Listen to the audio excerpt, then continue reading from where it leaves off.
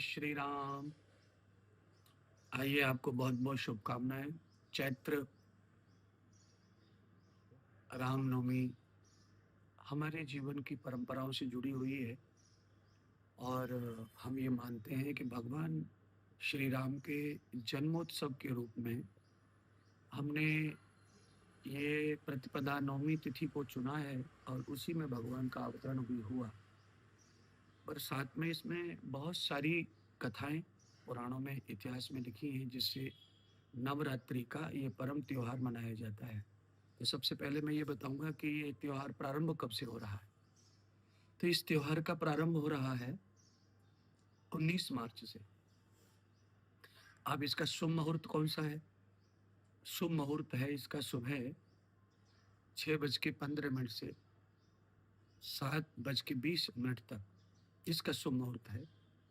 इसमें आप अपने घर में स्थापना करें और स्थापना के लिए आपको निश्चय ये करना है कि सबसे पहले आपको चाहिए कि एक बढ़िया सी चौकी चौरंग, जो कि काष्ठ की हो, चांदी की हो। कोई प्लास्टिक वगैरह इस तरह की चौकी चौरंग ना लगाएं।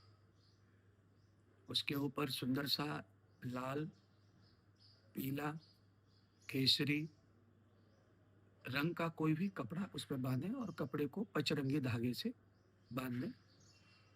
उसके ऊपर जो है, अब आपको रखना है एक मुट्ठी भर लो, बड़ी सी मुट्ठी भर के अनाज चौकी के ऊपर रख दो।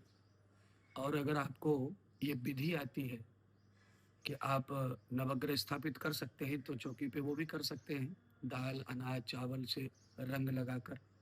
अगर ये सब नहीं आता है तो केवल मुट्ठी भर दोनों हाथों से अनाज उस पर रख दीजिए। और अनाज में आप जैसे जौ है, जई है, गेहूं है, चावल है, इस तरह का अनाज वहां रखते हैं। साथ में अब आप तांबे का, पीतल का, स्टील का या मिट्टी का कोई भी मटका लेते, घड़ा लेते, कलश लेते। उस कलश के चारों ओर स्वास्तिक बनाइए और कलश के गर्दन पे धागा बांधिए। उसके ऊपर लाल कपड़े में नारियल बांध करके उस पे रखिए और उसके चारों ओर अष्ट चक्र बनाइए, आम के पत्तों का, अशोक के पत्तों का, पान के पत्तों का। साथ में अब विषय आता है कि उसमें और क्या बदलाव लाया जा सकता है। तो उसमें और बदलाव लाया जा सकता है, जैसे एक कोई कटोरी ऐसी ले लीजिए जो लोटे पर आ जाए, उसमें आप अनाज भर लीजिए और फिर रख दीजिए पत्तों के ऊपर, फिर उसके ऊपर नारियल स्थापित कीजिए। एक यह भी विधि है। साथ में फिर इसमें दिए की भी विधि है। साथ में दीपक स्थापित करें अग्निकोण में, चाहे वो तांबे का, पीतल का, मिट्टी का हो, स्टील का हो, चांदी का हो। दो प्रकार हैं यहाँ पर। एक प्रकार ये है कि आप अखंड दीपक भी जला सकते हैं और नित्य दोनों समय आरती का दीपक जला के भी नवरात्रि की पूजा कर सकते हैं। क्योंकि अखंड दीपक जो होता है ना, उसकी बहुत सुविधा है, सुरक्षा करनी पड़ती है, रात्रि में भी देखना पड़ता है उसका सामग्री, और रात में सुरक्षा भी देनी पड़ती है। कई परंपराओं में अखंड दीपक जलाने की विधि है और कई जगह पे नहीं है परिवारों में। तो जहाँ नहीं है वहाँ आवश्यक नहीं है, और जहाँ है कर सकते हैं तो वहाँ करना चाहिए। अर्थात जितना हो सके उतना उत्तम करना चाहिए। किसी भी प्रकार के 5 मीठे फल पूजा में स्थापित करें। फल में आप कोई भी फल ऐसे रख सकते हैं जिसमें सेब है, केला है, और केले के साथ में जैसे अमरूद है, संतरा है, मौसम्मी है, इस तरह के फल भी चलते हैं। साथ में आपको नित्य कोई भी घट स्थापना के साथ में जब आप नित्य अलग अलग रोज पूजा करते हैं तो उसी में, उसी तरह की पूजा में आपका भाव वही है, आरतियां भी वही हैं, पूजा की पद्धति भी सबकी वही है। हाँ, नैवेद्य पर आपको ताजा लगाना चाहिए।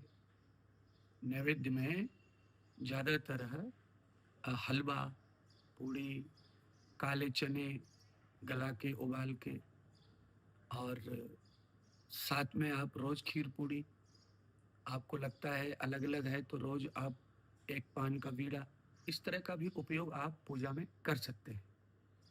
अब रही बात लास्ट में, 9 देवी पूरी होती हैं तो अष्टमी में यज्ञ आदि सत्कर्म आपसे होता है तो करें, नहीं होता है तो अग्नि दीपक जो है वो यज्ञ का ही प्रतीक है, और आचार्य ब्राह्मण उपलब्ध हो तो यज्ञ जरूर कर ले।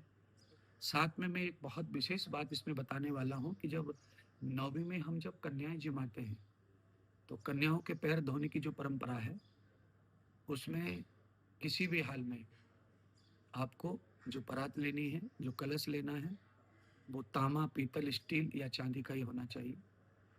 कोई भी प्लास्टिक के बर्तन का उपयोग नहीं करना है, क्योंकि प्लास्टिक जो होती है वो बहुत ही गंदी चीज़ों से बनती है और पता ही नहीं रहता पात्र कितनी गंदगी से बन के आया है।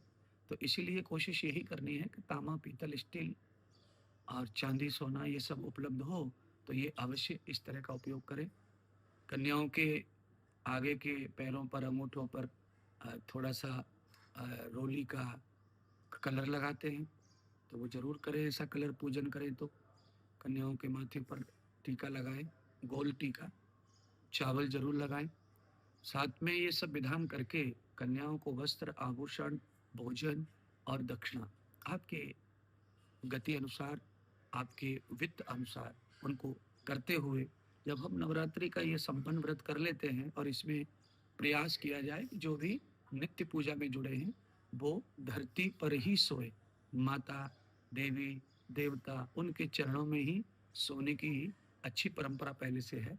और सोचे कि क्रोध ना करें, ब्रह्मचर्य का 9 दिन अच्छा पालन हो और सरल और सात्विक भोजन हो सके तो एक समय ही संध्या काल भोजन हो, दिन में फलाहार हो। ये सब विधि आपको चैत्र नवरात्रि का पूर्ण फल प्राप्त कराएंगे।